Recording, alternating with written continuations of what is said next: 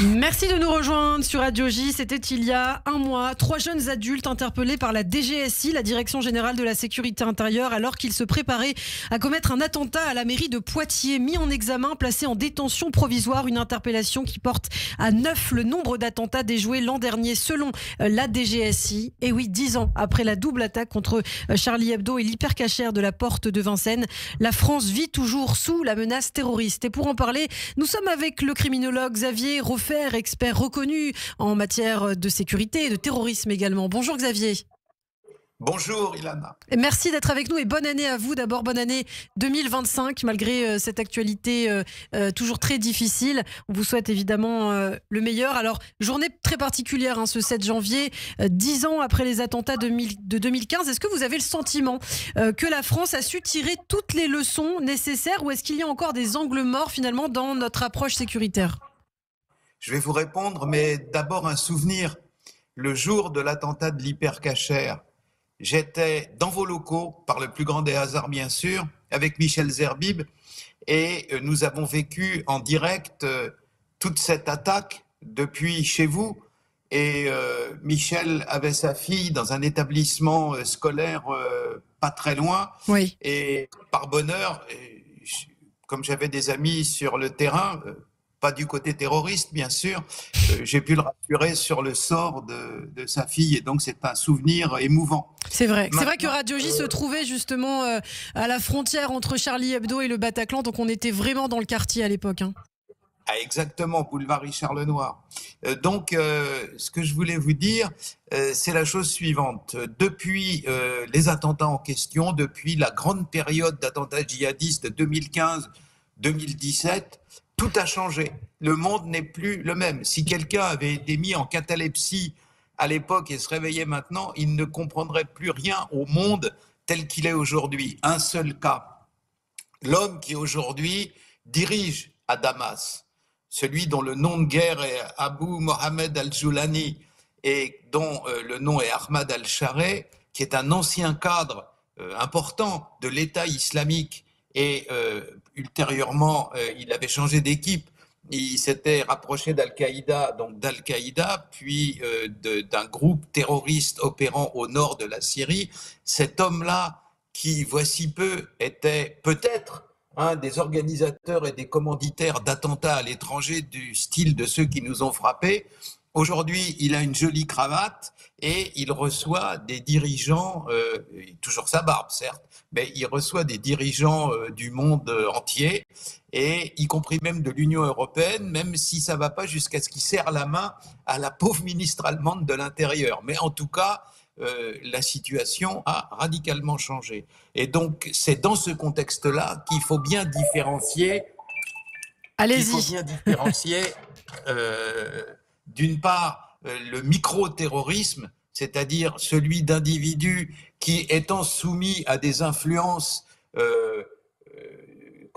par Internet ou par des moyens de lavage de cerveau à distance, sont capables de prendre un couteau dans la table de la cuisine et d'aller dans la rue commettre des attentats.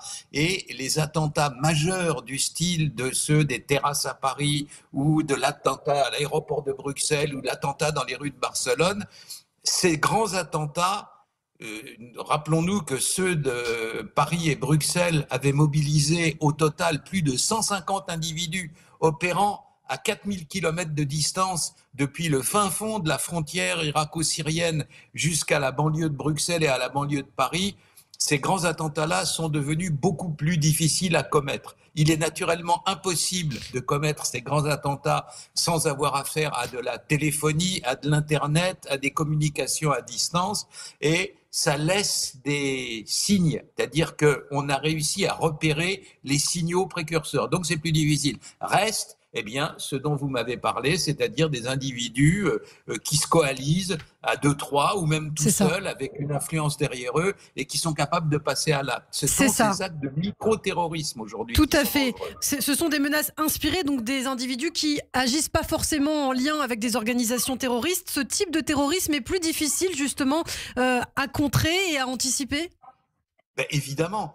Souvenons-nous que les inspirateurs, les acteurs des attentats de Bruxelles avait un bistrot à Bruxelles, à Molenbeek, dans le quartier islamique. 3 semaines avant, même pas, disons quelques dizaines une semaine, 10 jours avant, dans leur bistrot, on buvait de la vodka, on fumait du hashish et à la télé, il y avait sur la télé du bistrot, il y avait des clips de rap. Et 15 jours après, c'était devenu les chants de guerre de l'État islamique. La cousine des 3 cousins qui jusqu'à présent avait un mode de vie, disons, assez olé olé, était devenue bâchée de la tête aux pieds, était devenue une militante islamiste. Et ils ont basculé en quelques semaines. Pire encore pour Mohamed Merah. Souvenons-nous que l'attentat contre l'école Ozar Torah à Toulouse a eu lieu, j'allais dire par remplacement. Il cherchait à tuer encore un militaire français. Comme le militaire n'est pas venu au rendez-vous, il a cherché autour de lui comment il pouvait fuir du quartier en question. Il a vu au-dessus de sa tête une phrase écrite en caractère hébraïque. Il a vu que c'était une école. Il a vu les enfants entrant à l'école et il a tiré Mohamed Merah. 10 minutes avant d'accomplir l'attentat contre l'école Ozar Torah, ne savait pas qu'il allait frapper à cet endroit-là. Comment voulez-vous accomplir un renseignement précis et minutieux sur des individus qui sont opportunistes et qui agissent? De même pour Koulibaly, il n'avait pas spécialement en vue l'idée de tuer Madame Jean-Philippe, il avait simplement dans l'idée de tuer une policière. Voilà. Alors ça rend effectivement le travail de renseignement de terrain beaucoup plus difficile parce qu'on a affaire à des éléments opportunistes et généralement perturbés. Certes, ils sont islamistes, mais souvent, c'était le cas du Koulibaly, cherche-t-il à assouvir une envie sanguinaire qui s'assouvit dans le cadre de l'islamisme, mais qui pourrait aussi s'accomplir autrement à d'autres périodes. Songeons à ce qui s'est passé sous l'occupation, songeons à ce qui s'est passé dans toutes les guerres civiles. Il y a des individus sanguinaires et récemment, c'est l'islamisme l'islamisme salafiste qui les mobilise. Alors vous avez par ailleurs vous alertez souvent d'ailleurs, Xavier Roffer, sur l'importance des infrastructures judiciaires. Vous avez récemment évoqué une justice clochardisée, un manque de moyens qui affecterait directement la capacité à prévenir justement des passages à l'acte terroriste. Qu'est-ce que ça signifie? On n'est pas suffisamment armé ou on est armé et on n'utilise pas les moyens qu'on a à notre disposition? Alors, du fait de ce qui s'est passé dans la dernière décennie, la justice qui s'occupe des terroristes n'est pas la plus mal lotie. Eux encore ont assez les moyens de travailler. Mais songeons aux quartiers aux terreaux dans lesquels l'islamisme se développe. Ça explose en France depuis 40 ans et nul n'y fait rien. D'où venaient les gens qui ont tué sur les terrasses? D'où venaient les islamistes en Belgique? De ces quartiers et de nulle part ailleurs.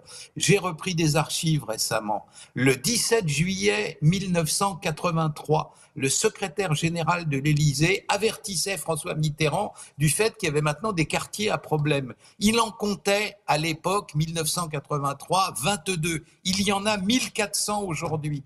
Ce sont des terrains en question pour à la fois le trafic de drogue et à la fois l'islamisme, puisque la police n'y met plus les pieds et donc on a la plus grande difficulté à savoir ce qui s'y passe. Si vous avez des endroits sur le territoire français où la police ne va pas, donc où dans un deuxième temps la justice ne peut pas agir, à ce moment-là, vous laissez des zones de guérilla, voire peut-être des zones de guerre se développer. C'est ça qui se passe à l'heure actuelle. 1400 de ces secteurs en France. Alors, par ailleurs, c'est vrai que le profil des djihadistes s'est considérablement rajeuni ces dernières années. Qu'est-ce que ça révèle aussi, cette évolution sur notre société, sur nos politiques de prévention aussi? Ça veut dire que bien entendu, les services de police et de renseignement ne sont pas à l'endroit où il faudrait qu'ils soient. Il faudrait qu'ils soient beaucoup plus dans les quartiers en question. Et je remarque de manière peut-être un peu, taquine, que le 8e arrondissement où il y a l'Élysée grouille de policiers, il y en a partout, et que dans la Seine-Saint-Denis, il y en a souvent pas du tout. Donc à partir du moment où on en revient toujours au même sujet, tant qu'il y aura des zones grises en France où des individus peuvent se radicaliser, peuvent des années parfois tenir des propos accumuler des moyens ou des armes, etc., sans qu'on le sache, ça n'est naturellement pas possible. On ne peut pas avoir des plateformes d'observation très précises et très minutieuses sur ce qui se passe au Moyen-Orient et ne pas savoir ce qui se passe à 3 kilomètres de Paris. Ça n'est pas possible. Donc pour vous, c'est la priorité, 10 ans après les attentats de 2015. Quelle est la priorité justement? C'est ça justement, mettre plus d'effectifs dans des quartiers qu'on dit sensibles? D'une part, et deuxièmement, dans ces quartiers, y faire de la détection précoce. Il n'y a jamais de génération spontanée. Il n'y a jamais des individus qui se lèvent un beau matin en disant « Tiens, je vais aller devant une synagogue et je vais tuer des gens ». Ça n'existe pas. Il y a toujours un passage. Avant le passage à l'acte, il y a toujours une période assez longue où les individus se mettent en situation, écrivent parfois sur des sites internet qui vont agir. Ce sont ces symptômes précoces qu'il faut apprendre à détecter. Et où mieux apprendre à les détecter que dans les zones où sont les individus potentiellement dangereux, c'est-à-dire dans les quartiers hors contrôle. Si on résout ce problème-là, on résout 70% du problème du terrorisme et du problème du trafic de drogue. C'est là qu'il faut agir. Eh bien, merci beaucoup Xavier Roffer. Merci d'avoir été avec nous. C'est toujours trop court avec vous, mais on vous retrouvera, je l'espère, avec grand plaisir très bientôt sur Radio J. Criminologue, donc je le rappelle, votre dernier livre s'appelle « La criminalité organisée dans le chaos mondial, mafia, triade, cartel et clan ». Merci et à très bientôt.